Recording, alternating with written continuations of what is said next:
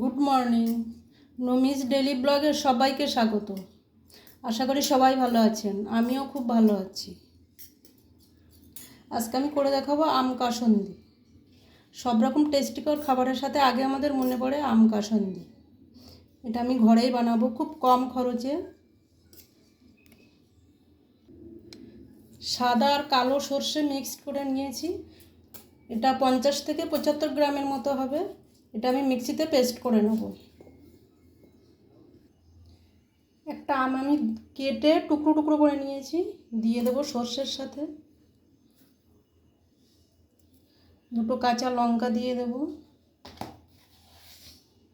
সামান্য নুন দিয়ে দেব।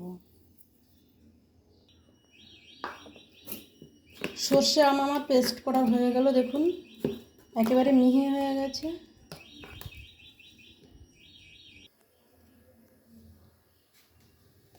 আমি জলটা গরম করে নিয়েছি, দিয়ে দেবো একটু নুন, চিনি দিয়ে দেবো। এখন দিয়ে দেবো সর্ষে আমটা। জলটা আপনারা গরম করে নেবেন, ঠান্ডা জলে দেবেন না।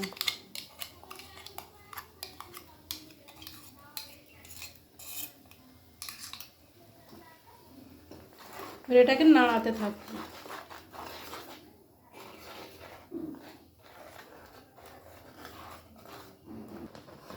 দশ থেকে 15 মিনিট আমি লো আঁচে এটাকে নাড়াতে থাকবো।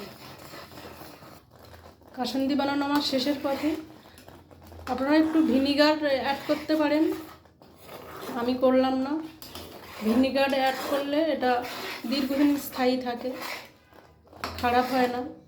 আমি এটা ফ্রিজে রেখে দেবো। আপনাদের যদি মনে হয় যে এই সর্ষের খোলাটা আপনারা ফেলে দেবেন ছেঁকে, তো ফেলে দিতে পারেন। এটা ঠান্ডা হয়ে গেলে আরও ড্রাই হয়ে যাবে। আমি এবার সর্ষের তেল অ্যাড করব। সর্ষের তেলটা আমি গরম করিনি।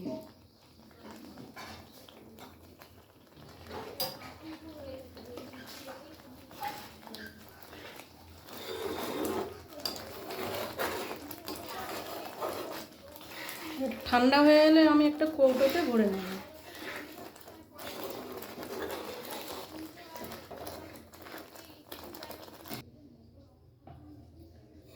আমি এটা একটা জারের মধ্যে ভরে নেব, নিয়ে এটা আমি ফ্রিজে রেখে দেবো।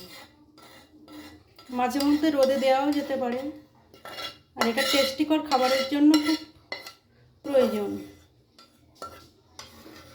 এটা অনেক দিন সংরক্ষণ করে রাখাও যায় এটা ভিনিগার দিলে।